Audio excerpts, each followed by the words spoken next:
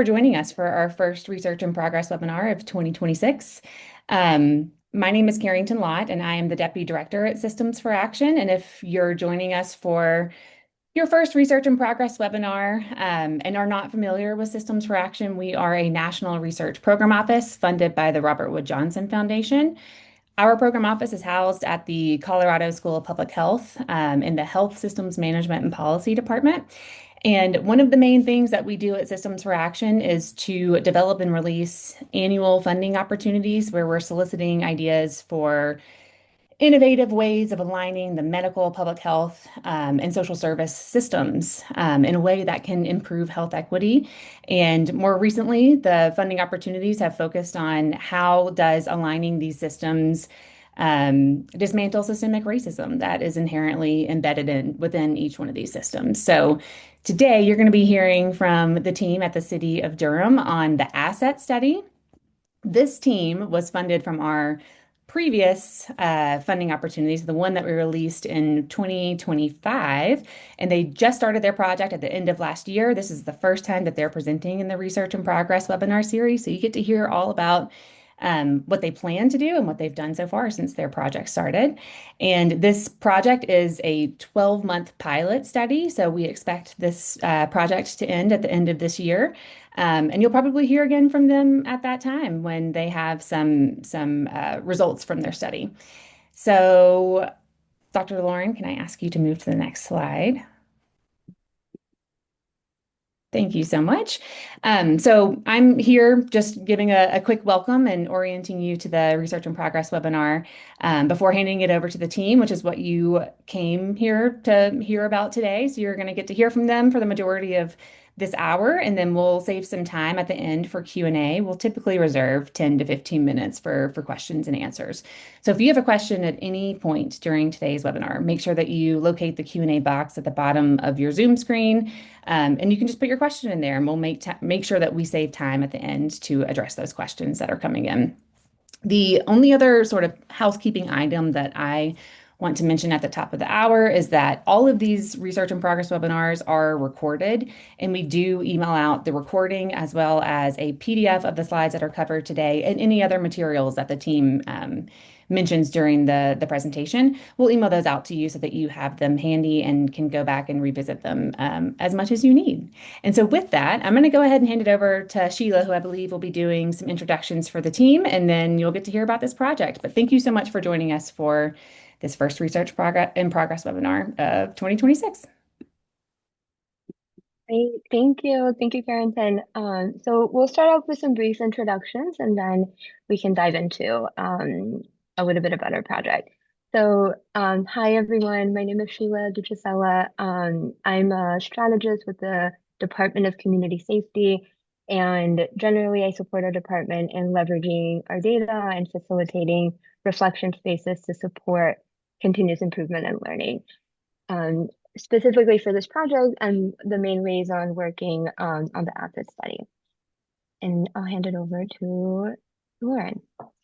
Great, thank you. I'm Lauren Brinkley Rubenstein. I'm faculty at Duke in the Department of Population Health Sciences, trained as a community psychologist, so really think about how systems impact people, families, communities, and are bounded by time, geography, and policy. And I'm really excited to be working with the DCSD team on this. And I'll hand it over to Ryan. Good afternoon, everyone. My name is Ryan Smith. I'm the director of the Community Safety Department and have been the director of this department, which you'll hear more about today since it was created in 2021. And I'm grateful for this space and for our partners. Thanks. Okay, wonderful. So before we dive into our project, just want to share a little bit of history and background on our department. So our department was born after decades of community organizing and advocacy, and in the wake of the murder of George Floyd, with the support of then city manager Wanda Page. The vision was to have a response to 911 calls that served as an alternative to policing and the criminal legal system. So in 2021, we engaged in careful planning and resident engagement. RTI, one of our local research institutions, provided a third-party analysis of the types of calls that would be most appropriate for unarmed response. We also hosted a series of listening sessions in English and in Spanish with the community to help share the design of the programs that we were hoping to launch. During this time, community members really shared a lot of great insights on everything from like what they would like the backgrounds of the folks responding to the 911 calls to look like, to the uniforms that they'd like them to wear. So through this work and some ongoing community engagement and collaboration methods, it's been really important to our department that we continue to learn on what is needed, what the community needs, and it just continues to reflect those needs and desires. Officially, our department was launched in 2022. And then from 2022 to 2025, DCSD has operated 4 crisis response programs with the ultimate goal of connecting residents that are experiencing nonviolent mental health crisis or quality of life concerns with the right care. These community response teams feature unarmed, skilled, and compassionate staff that serve as first responders. Usually, they're never going to respond alone. They're going to be in teams of 2 or of 3, a clinician with a peer support specialist, or a clinician with a peer support specialist and an EMT. We also operate a co-response program where our clinicians are paired with crisis intervention trained officers, and these teams respond to higher acuity calls.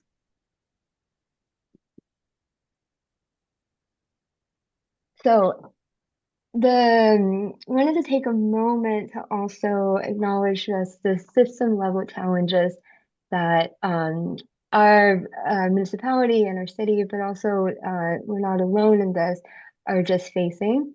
One is an over-reliance of the criminal legal system to address social needs. For example, there are many times that our teams are dispatched to trespass calls where ultimately the underlying need is housing or a supportive wraparound service to stabilize the place that they're in at that moment. Secondly, we know that services exist, but there's a lack of coordination and continuity and general accountability of how these services are connected and work together. A lot of the services that do exist are operating in disconnected silos, and it's how the system has been designed and difficult to like find the connective tissue to be able to improve outcomes in a more holistic and system level way. Ultimately, as a whole, the system is optimized for reaction rather than prevention or repair. So data, funding, and accountability mechanisms aren't quite aligning with community well-being goals. So, for example, we're not quite tracking how many people are going to emergency department rooms and then getting housed or successfully connected to wraparound and support services as like a whole system. Like it's not how we've been designed. With that in mind, in July of this last year, July 2025, DCSD scope expanded and is now organized in 2 divisions. So we have crisis response and stabilization services. Our mission and our vision as a department is we are existing to reduce harm, to extend care, and to increase stability to neighbors that are facing crisis.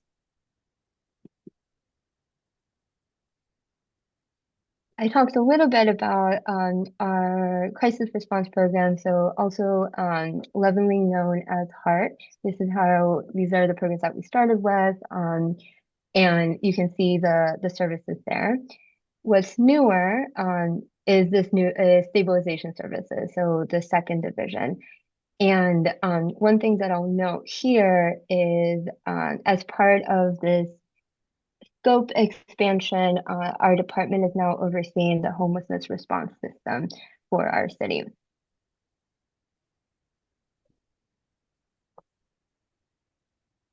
So as you saw in the last slide, and then together, beginning this summer, DCSD is now overseeing a broad continuum of safety and support services.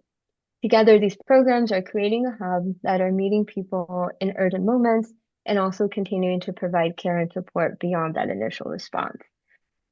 This scope expansion and increase has really provided a unique opportunity for the study that we're going to engage in together over the next year, and that Lauren is going to outline a little bit more.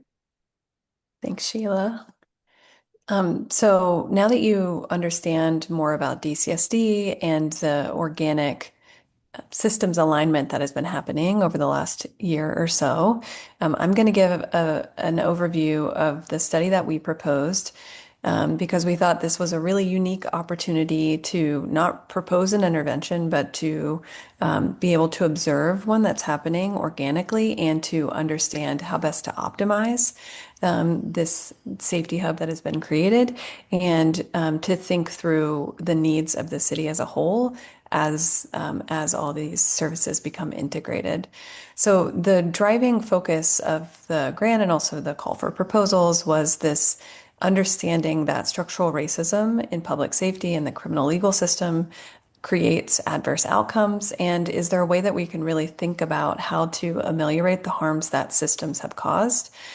And we thought this safety hub approach was a pretty good idea and wanted to understand how do the services that are now integrated under the safety hub make these outcomes better. And of course, as many of you on this webinar likely know, those who are most impacted and targeted by the criminal legal system are those who are also most likely to experience structural violence. They're minoritized communities. They're living in poverty that have lots of systems that might be trying to intervene to improve outcomes. But as Sheila said before, they're often disjointed. You can't follow people along a spectrum. And so this is a really important opportunity to integrate services. And our research goal is really to assess if the Safety Hub can reduce structural racism and the adverse harms that structural racism creates and exacerbates, and improve the well-being for those who are most impacted by the criminal legal system and often not well served by other systems as well.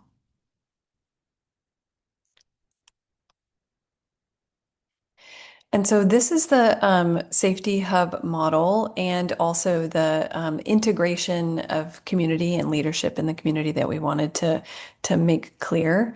The model is one that integrates, as Sheila indicated before, medical, public health, and social services under one structure, one umbrella, with this big goal of replacing fragmented punitive systems with community-sourced and driven care. And the long-term impact, we hope, is that it would reduce law enforcement contact and other criminal legal system exposures, improve access to other supports and systems such as housing, healthcare, and economic supports, and really reorient the systems approach to an equity-driven model. And Sheila, you want to talk a little bit about the sort of the community involvement in the hub? Yeah, so shifting to the community leadership, from the very beginning, our department has valued the power of lived experience in supporting not only the design of any programs that we're putting forward, but also the continuous improvement of that. So to that ethos, we hire peer support specialists in all of our programs that help neighbors navigate services. Particular to this study, peer support specialists will also be central to designing and supporting the research activities that we'll engage in the next year, as well as helping make sense of what we learn and what comes next. Ultimately, throughout in thinking about the study in particular, we're setting up moments in which there's opportunities for the organizations and by such folks with the impact themselves to be able to give some feedback on how it's going and anything that we might need to adjust as a result.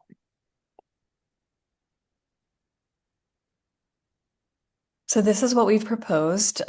We have a year to work together to really get some information and data that helps both optimize the program and figure out what future directions might be needed. I think importantly, because the safety hub model is something that could be used in other cities, I think we're also thinking a lot about um, the proliferation of the model and how best to communicate that to other agencies and localities.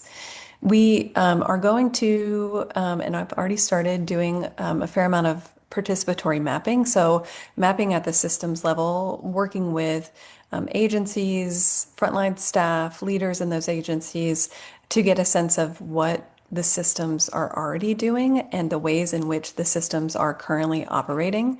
So, for instance, late last year, we worked together to do essentially a housing systems map where we had lots of partners in the community come and look at a map that we had created that was very simple, tell us what was wrong with it, tell us what was happening relevant to data, what was collected, what might need to be collected, what the pain points were, what was working particularly well. And then we also looked at some subpopulations that are particularly in need of housing, so veterans, families, et cetera, and did something similar for those subgroups.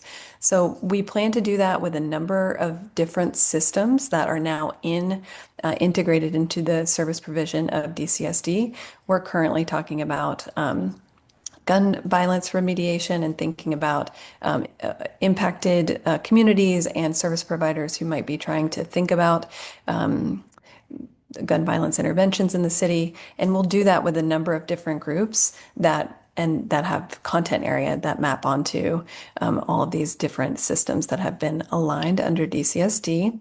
So that's the system level. And then as a counterpart to that, we're also going to engage in journey mapping at the individual level. So we'll be talking to people who have needs and are interfacing with the systems to tell us what their journey has been like. And we'll do something very similar where we present what we feel like the service journey might look like, have people problematize it for us, tell us what's working well, and also give us a sense of if it's working as it was designed. And then we'll have this very interesting opportunity to compare the systems level maps to the individual client journey maps and to look at points of concordance or discordance and then take that in whole and optimize service provision. We also are aware that each of these systems have their own data collection systems, and they're very individualized. And so we're doing a lot of thinking about how do we sync data systems across the city, and how do we create a metadata set so we understand what the variables and the data collected at these agencies might be, and what the best path forward will be for us to integrate those systems and those data so that we can really see people across system service provision and really get a sense of what those outcomes look like in more real time. And these are our big ideas relevant to what we will create with the research results that we'll be generating over the next year or so. So first of all, we're going to come up with a safety hub blueprint. And I mentioned before that we feel like it's important for Durham to figure out how to do this and to optimize DCSD's programs. But we also feel like there's an important opportunity here to create a step-by-step guide for how do you do this if you're another municipality who's interested in systems alignment work. And that might include governance models, like protocols around how do you work best together as agencies, some type of data blueprint so that if you want to integrate homelessness data with criminal legal system data, well, how do you do that? And then some guidance around equity-driven decision-making structures so that when you are creating programs and optimizing them, you're also thinking about the communities that you're serving alongside those decisions that you might be making. And as I mentioned before, we think that one of the important things and also an innovation is to figure out how do we sync data infrastructure across city agencies. And so we're hoping to build another blueprint essentially that builds a cross-agency data linkage infrastructure. And then also that will help us support our continuous monitoring, optimization, and evaluation.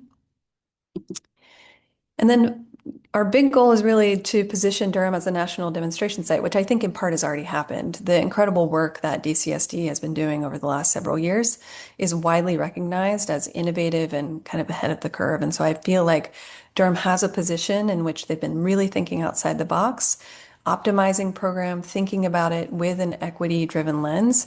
And I think that this program and this funding and the work that we're going to do together helps to further the national position that Durham is already in and really help to other cities really come up with similar goals and programs.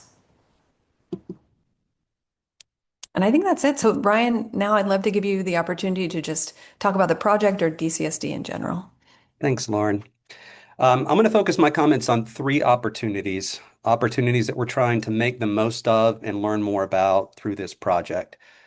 The first is the opportunity that's created by a new branch of public safety. And we've been doing this now for 4 years. And one of the things that I think has become really clear to me is that public safety has the potential to help us better understand and see the gaps and the shortcomings in our systems of care.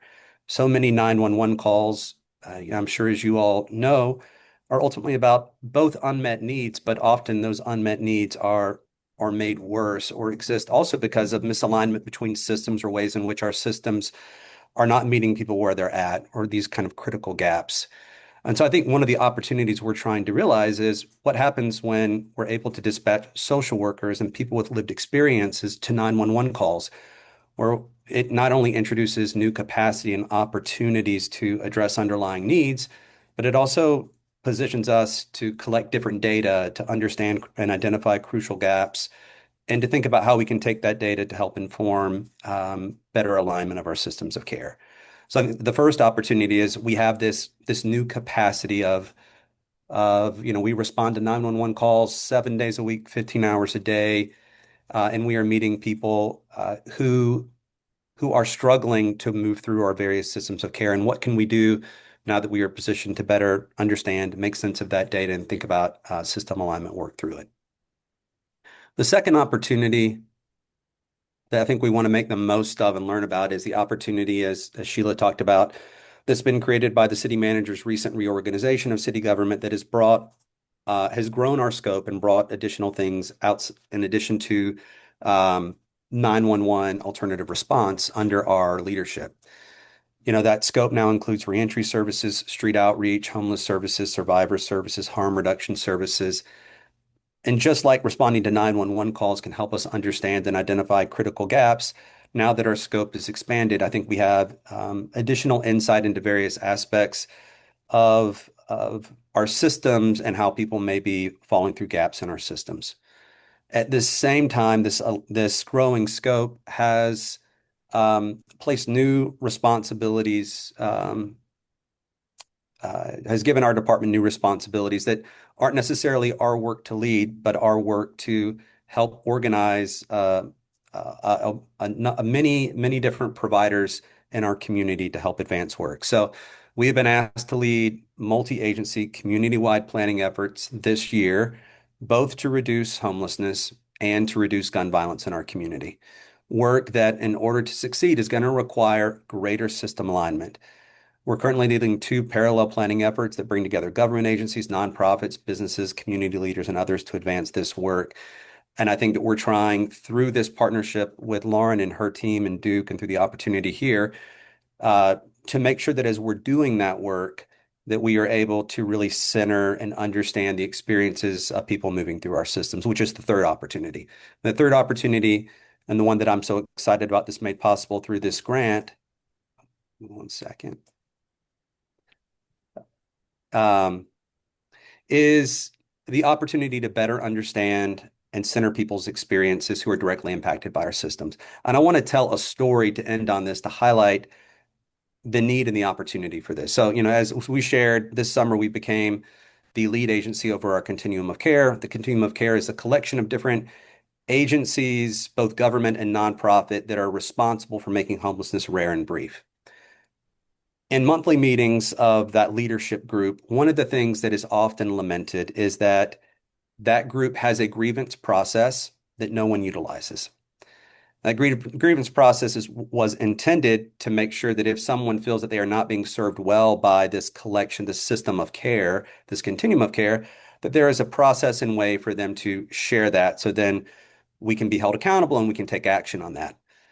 But when no one uses that, then you fundamentally are kind of losing that capacity. And what we have as a result of that is really we don't have regular, actionable understanding and data about people's experiences with our systems that we can act on.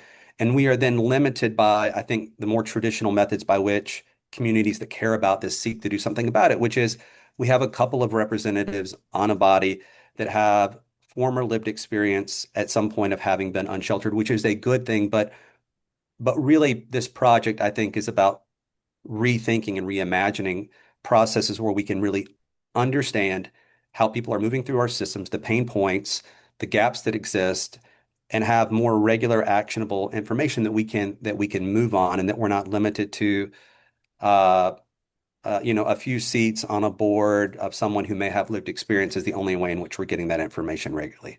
So when I think about, as Lauren identified, journey mapping and qualitative research, those things really excite me because I think there's an opportunity instead of imagining processes where someone has to file a formal grievance, where we as systems are learning to do work differently. What would it mean if this kind of work becomes ingrained in our way of working so that we are regularly observing and understanding people moving through our systems and getting that feedback and having conversations about it where it's really being centered on our work. I think it holds a lot of promise for helping us get a clearer sense of where our systems need greater alignment and the ultimate cost and consequences as a result of that.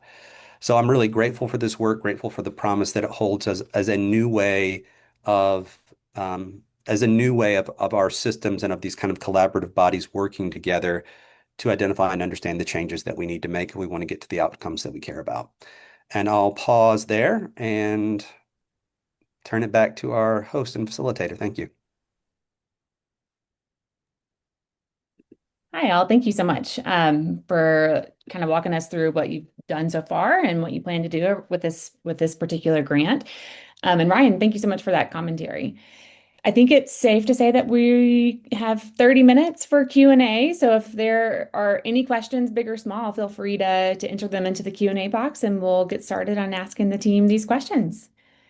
So I'm going to start with the first one that came in from Chris Hollis, which is how many and what kind of personnel do you have or need to implement this program? Can get started on that, and then Ryan is anything else that you want to add. But at this moment, we have about, I think it's 90 staff, like in our whole department, approximately. When we think about the first division of crisis response, the type of personnel for these programs that we're looking for are clinicians, and those are folks that have a background in social work, could be a master's, that have like that particular skill set in being able to support folks through the escalation and crisis, and have an understanding of like the services that might be needed to connect them to. Um, Folks with lived experience, peer support specialists, it's very broad, so it's not necessary that they come in with that certification. Like, as some of you might know, there's a lot of opportunities to get certified as a peer support specialist. So that's not necessarily a barrier, but as a department, we can also help folks get that if that's something that they're interested in and they have a particular lived experience that they feel is important and can support others who might be navigating the same journey. And then EMTs, who also have who have their particular skill set in supporting folks who might be going through particular medical challenges. Then on stabilization, it can range depending on the program. Um, so maybe I'll pause there, and if there's anything else, Ryan, that you'd want to add on like this general personnel. And I think you covered it. I mean, I think the question was, how many do you need to do this? Mm. Um, I don't know that you need 91 to do this. And the other thing I just want to make clear is we have a bunch of different services integrated, but it's also true, like our community, just like probably the communities that you live in, that we also have many other providers and actors in this space. And so collaboration is really critical in this work, even while we have more services that are under our control and influence, there are many other parts of this system. And so, the collaboration system work and alignment of systems becomes crucial. You can't ever grow anything big enough where that isn't needed and necessary. And so, our health system, our jails, and these many other providers and players in the homeless service space, like this type of work is critically about how do we work better together in ways that deliver better outcomes for our neighbors. I'm going to kind of piggyback off of what you're saying, Ryan, because I think that stood out to me, especially Sheila, as you were talking too, is like what collaborations existed before in order to kind of set this program up for success? And were there any unexpected barriers to implementing this program, whether it was related to collaborations or anything else that comes up when you're trying to align across systems? Like, were there barriers that you experienced that you did not expect to?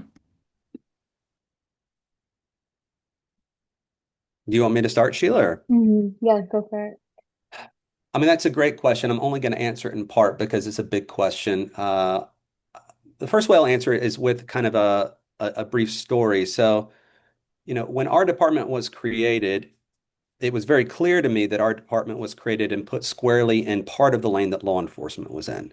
Right? We were created to answer some 911 calls instead of law enforcement. And so that was, a critical relationship to manage and to figure out how to develop ideally, a constructive, healthy relationship that wasn't resulting in like one group trying to impede or obstruct the work of the other, but figuring out how it worked together. And because of that, I knew that it was important early on to like to be in good communication, to have transparency, to build trust with our police chief and others. And I think that served us really well and has helped us be able to do this work with integrity in a way that has built support from law enforcement over time. I say that because I did not realize how alternative response would also put us squarely in the lane of other providers, and especially initially of homeless service providers. And my failure to recognize that because we were responding, in some ways we became one of the larger responses to homeless services because so many of our calls were about people who were experiencing unsheltered homelessness, who were getting 911 calls on them for trespassing. Um, and our level of interaction there, and I just did not appreciate the sensitivity and the relationship building and trust building I need to do with homeless service providers. And that led to a bunch of bumps in the roads until really the light bulb came on and recognized that we needed to be doing the kind of same type of intentional collaboration and like this type of work and trust building and understanding like what our lanes are and how we work together and how we align our work with our homeless service providers. And so that was kind of a hole that we had to dig out of, and it took a year and a lot of work, and we're still, candidly, I think, rebuilding some of that trust as we're now the lead agency, but I also see a lot of opportunity there. So I think that's more of an anecdote and story of some of the challenges and like reimagining systems, some things that you don't necessarily anticipate or might be unintended, and then what you need to do as a result of that. Sheila, what would you add? Um, I think the other piece that I'll add is, I talked a little bit about community leadership and like having systems be responsive to like the needs of what the community needs. And at the beginning, I think it served us really well to have like listening sessions and invest in capacity and being able to integrate that into like the initial program design. As we have continued on with these programs and, they've moved from a pilot phase, especially crisis response, to like more operational, there's a lot of ways that I think we continue to imagine, like how can we integrate community feedback in a consistent way, and invest in capacity in that. And that I would say is just like another just like challenge that we continue to think about. I mentioned peer support specialists and they're integral, and I think that's a big piece of it. But then Ryan also mentioned the story, particularly in the homelessness system of the grievance process. I think you can imagine there's just so many similar stories in all of our other systems, like medical, social services, that there is a process, but how do we make it more living and like seamlessly integrated? So that is the need to do that comes from also being able to have building really good partnerships with the agencies that are involved. Great responses. Thank you so much. I'm going to move us to our next question from Kayla, which is there support from the state for this? And I think feel free to expand on this question as much or as little as you'd like to, because I think, this question means something very different given the climate that we're in these days. So Sure. would love to hear your responses on that. I'll start first. My answer is yes and no. So I think from government agencies like Health and Human Services at the state, there's been a lot of interest in the work that we're doing, a lot of conversations um, about our approaches in Durham. So I think at the government agency level, I think there's been interest and varying degrees of support. At the political level, this is probably, if you know anything about North Carolina, I'm not saying anything that should be new to anyone, that Durham is a predominantly Democratic city and a state that is the majority of our elected officials are Republicans. And so um, we have largely done our work as a result of that, drawing upon local resources and then sometimes federal grants, although, that is, we have used federal grants sometimes through the DOJ or BJA. Usually we use grants to fund like small pilots of something, but we don't rely on grants, whether they be federal. We have gotten a grant from the state governor's commission. So we've gotten some, state support as well. But generally those things are about testing small new approaches because we don't want to rely upon them for core operations moving forward. And we have been very fortunate to have strong support from our elected leaders, from our city manager, and then our work has been funded largely out of our city's general fund, which is fantastic. We're blessed in that, and it's a lot of sustainability. Great, thank you. So what I'm hearing mostly from that is that you rely on city support more than you do state support, and that's what you're hoping to lean on some of those collaborations and support that you're receiving from the city for longevity for the program. Yeah, and let me just say one other thing too. I think in some of the work now that we're doing around revamping our homeless system to really drive down the number of folks who are experiencing unsheltered homelessness or around better strategies for reducing gun violence. I think a lot of that work too, and this is in part because of state and federal, like the landscape that we're in, is really going to be thinking about not only local government dollars, but how we create vehicles for private-public partnerships and create diversify our kind of funding streams, right? We have been fortunate to be able to rely a lot on local government dollars, but there is a limit and the need of that is greater. And so we need to think creatively about how to fund that. So we're doing that work now. I love that. That's kind of dinging a light bulb in my head on maybe some future panels we could host here at the Research in Progress webinar of other grantees that are thinking similarly and what you're learning on how you can do that. I'm going to move on to our next question from Kenneth. The core objective of the grant was addressing structural racism. What's your project doing to address the presence and continuation of this issue? I know you touched on this a little bit in your presentation, but is there anything else that you want to expand on here with this question? I can start in that I think the something that an opportunity that through the study I'm really looking forward to like learning more about as we address structural racism is that the communities most impacted by structural racism, Black and Brown communities, have to navigate like just an intricate, really high burdensome web of eligibility criteria and like there's just so many barriers along the way of like you need to like in some services like have a phone to be reached or and maybe you don't have that or you need to have some like mailing address and at that point you don't have one that's a permanent one so through like the journey maps, like being able to really center those experiences and have an opportunity to reimagine like what a very easy way to navigate needed support and services looks like, is at the heart, I think, of the project, and also this question of like being able to also shift. I think there's a question about power as well. For a long time, governments have been in positions to like make unilateral decisions. And when we think about like really shifting power and reimagining like how to design services and continue to like provide those services in a way that like center the needs of the people who are most impacted, I think there's just like a fundamental shift in a way to like continuously address the structural racism and the root causes of like what we're experiencing today. So I'll pause there if there's anything else that yeah, Lauren and Ryan would like to add to that.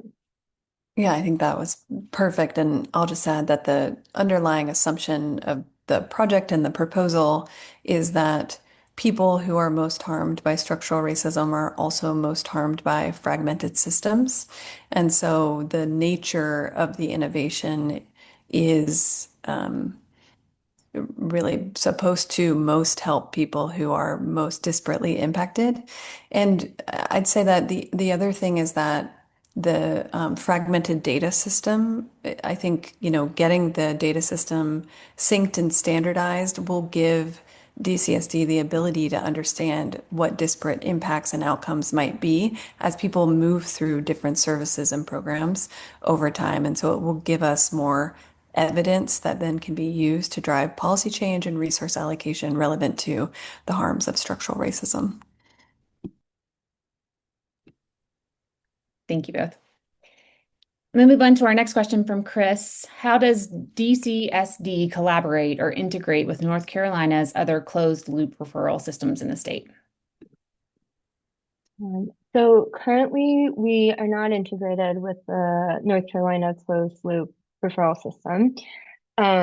We do, and I'll just give a little bit of background on the system that we have. So we have a clinical management software system that houses all of our program data except for the homelessness system, which is housed in another system called HMIS, for those of you who are familiar with that. Our clinical management software system does have the ability to receive and send referrals if needed, but we haven't gotten to the point of like fully integrating it, like in this case, like on a state level. Thank you. I was looking through some of the questions. I think one of them kind of is related to that question. So I'm going to skip down a little bit, which is the question from Bianca, which states, did you set up a data sharing agreement to help align services and create a referral system with community partners and collaborators?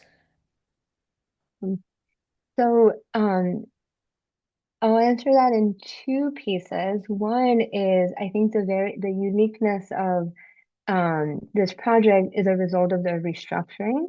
So in a lot of ways, like we are the owners and house the data of like these programs that are now part of us, or have a lot of like have a lot of connections to like the other systems. So in the case of the homelessness system and HMIS.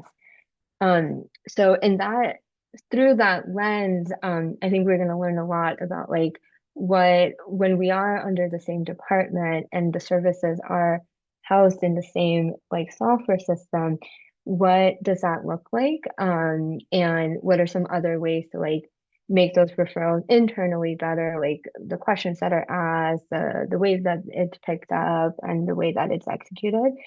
Um, on the other hand, we do have some data sharing agreements with a few partners on when there's data that needs to be shared, like especially information for better care coordination. So whether it is like managed care providers or any other like case manager that like is working closely with the folks that we're working with, but not on a like holistic level. So that's something that I think we're going to continue to explore this year.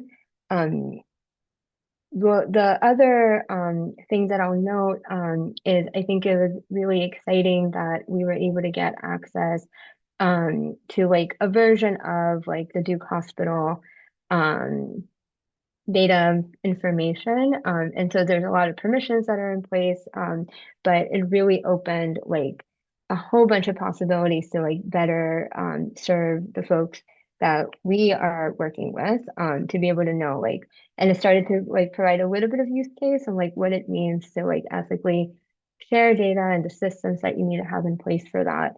Um, and that I think again is just like an emerging conversation, and we'll continue to learn about it. I want to add one other just quick reflection. So, I mean, everyone out there probably like cares about data integration and sharing and knows that it's like the biggest uphill battle. And the reality is we're never going to have access to all the data that would ideally make our work better or easier or more effective at serving the people that we're here to serve. And so, I think we are making progress. I think that'll continue to be a piece of it. But I also through this work, I'm really interested in case conferencing and but also like in the absence of actually being able to see data ourselves, how can we come together in ways that are more effective than we are today in Durham and in real time figure out how we can share data better to coordinate care and respond more quickly to the needs of our neighbors. And I think there's opportunities there that are less about having access to systems and more about creating processes that help us share the information that we need to make actionable decisions to figure out how to allocate or deploy our various resources across Durham. So, All great points. And I think in that response, you basically answered another question that I was going to ask next, but I'm just going to ask it anyway in case there are any other comments you want to make. But a question from Christine, who also confirms, the challenges from sharing data across systems and organizations. And they love the idea of a blueprint for cross-system data sharing. But are you able to share any other early ideas or approaches you plan to test when you're hoping to bridge this gap?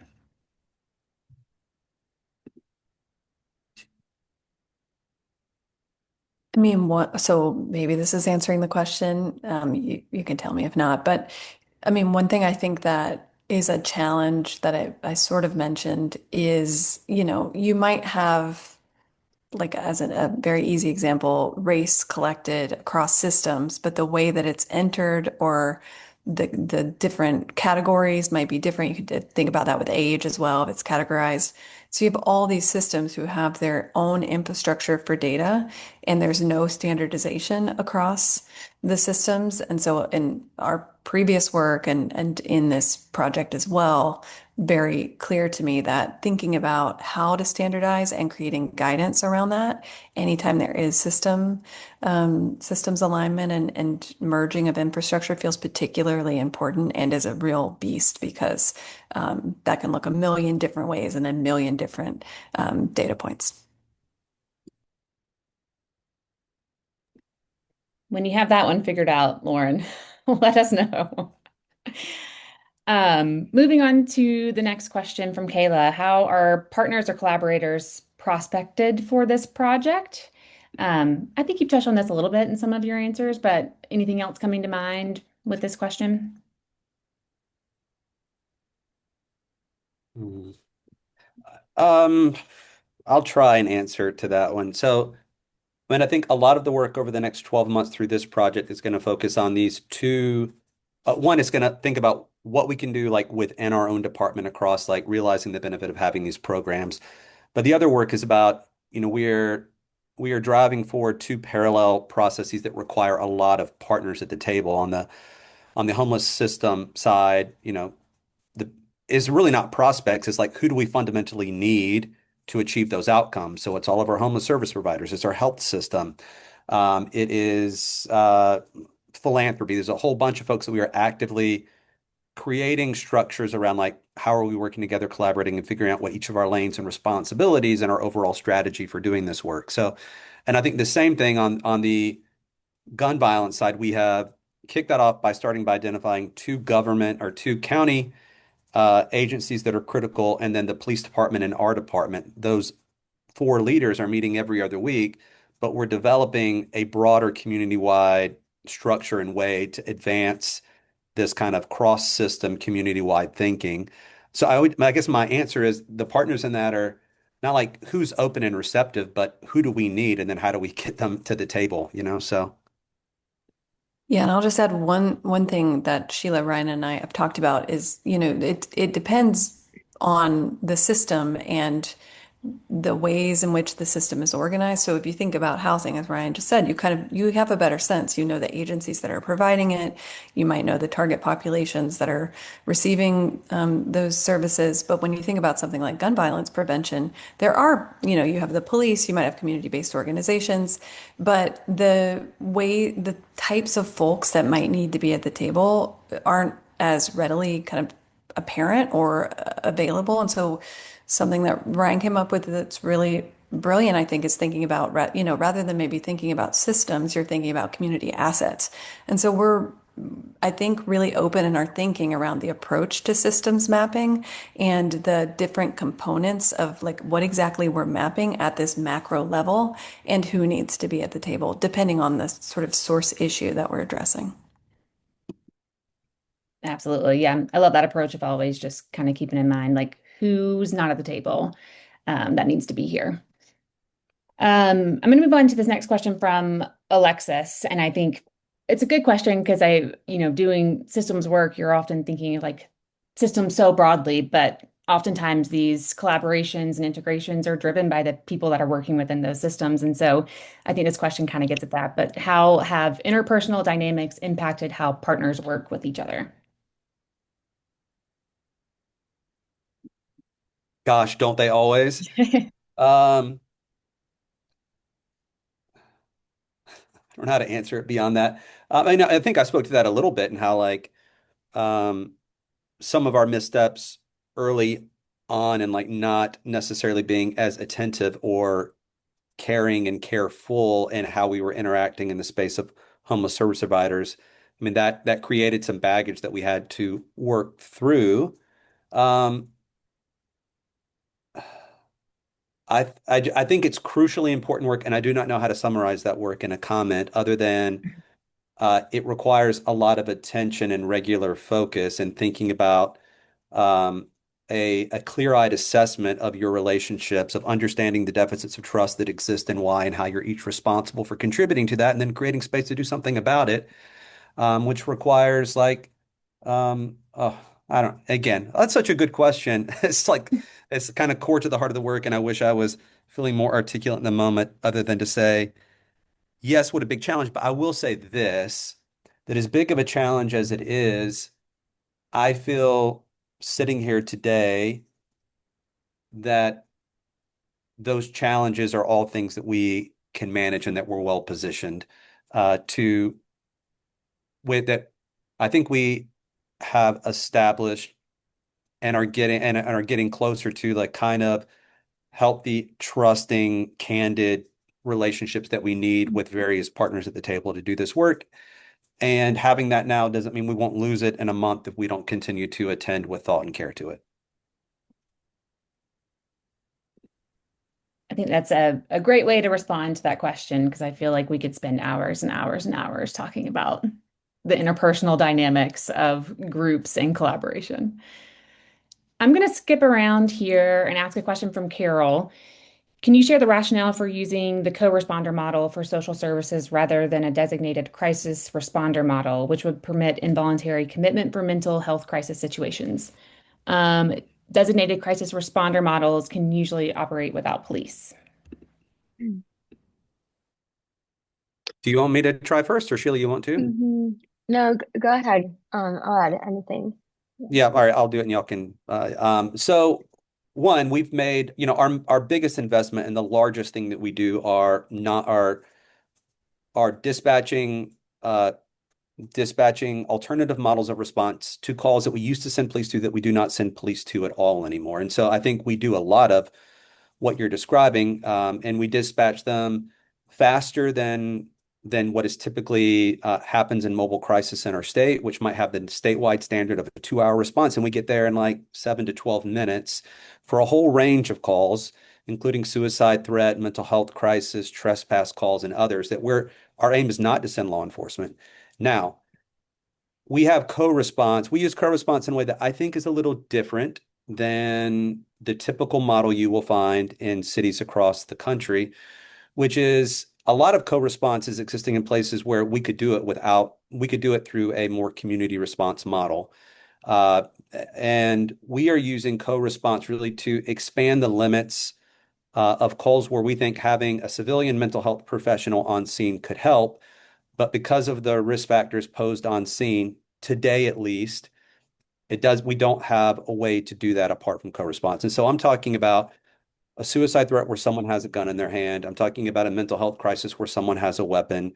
I'm talking about certain domestic violence calls. We use co-response to if we think having a civilian mental health professional on scene can result in better outcomes. We use co-response to make sure that we can do that regardless of the risk factors posed on that call. And we try not to use co-response to do things that we feel really confident that we could do without law enforcement at all. And we're continuing to assess the boundaries of that. Have we drawn the boundaries right? Are there other things we could move into our community response model from co-response? And we're also trying to assess the efficacy of co-response because I do think it's a hard thing to do well. But that's how and why we do it because it is, yeah, I don't know, Sheila and Lauren, feel free to weigh in or push back or whatever else. Mhm. I don't have anything to add. I'll just add that, maybe involuntary commitment was also brought up. And so you all do have, I mean, if you want to talk about that unit Yeah, as yeah. well. Thanks. I'll say something briefly about it. So we have an involuntary commitment unit that we created. It's something that we're piloting. We got kind of the other dollars for it. This is why we're doing it. So right now in the state of North Carolina, anyone can go down to the magistrate and petition the magistrate to get a police custody order taken out, whereby someone is forcibly taken by law enforcement to a hospital for a first exam. The person who goes down to the magistrate, they can be talking about a loved one. That loved one doesn't have to be present. They're presenting evidence, and based on the judgment of the magistrate, they make a decision. The result of that system is that's just one example. The result of that is it is not uncommon that police is going and they are taking someone, often in handcuffs in the back of a police car, to a hospital for a first exam. When they get to the hospital, the physicians at the hospital are assessing this person and they're not meeting the criteria and being released.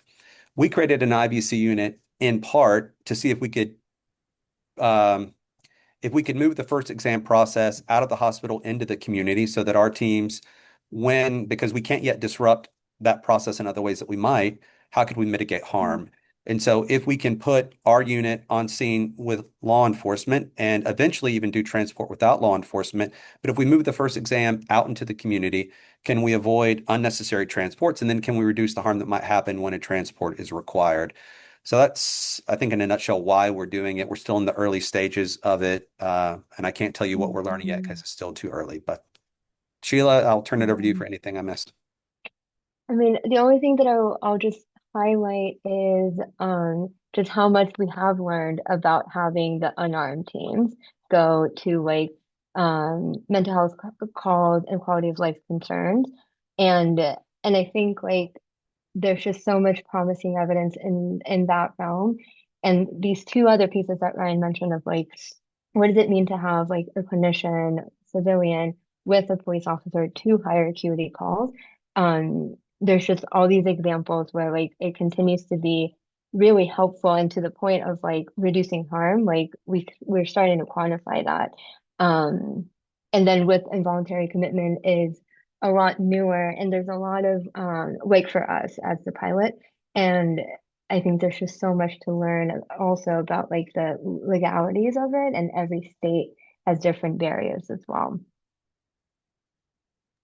Wonderful. Thank you so much. I know we are at time here, and I believe there were about 3 questions we didn't have time to ask out loud, but perhaps we'll share these questions with the research team and see if they can respond to them, and we'll make sure to include the responses in our follow-up communications along with a PDF of the slides and the recording from today's session. But thank you all so much for coming and listening to what this team has done so far and what they're planning to do with this particular pilot award with Systems for Action.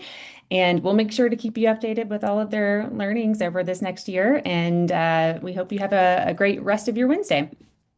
Thank you. Thank you all. See ya.